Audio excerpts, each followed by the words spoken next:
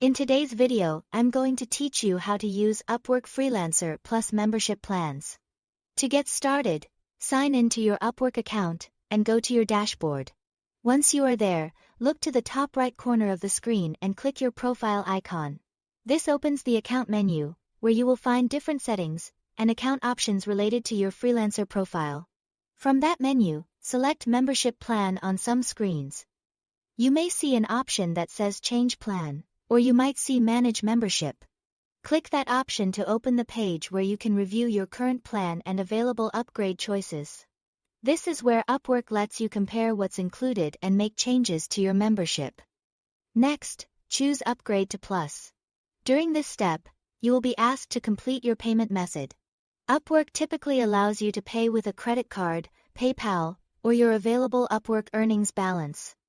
If that option is available in your account, take a moment to review the payment details carefully before confirming, so you know exactly how your membership will be billed.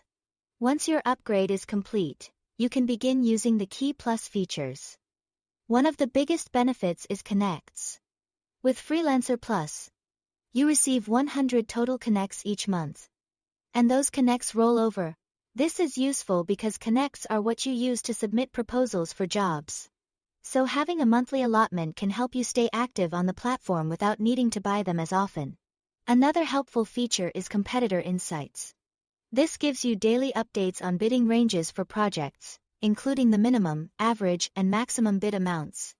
That information can help you price your proposals more competitively and avoid underbidding or overbidding. When you apply, you also get access to Upwork's AI tool, Uma. This can be useful for brainstorming ideas and customizing your proposals, especially if you want help refining your message while still keeping it personal and relevant to the job. Finally, Freelancer Plus gives you the option to keep your earnings and profile statistics private. If privacy matters to you, this can be a useful setting to turn on. That's all to it. Thanks for watching.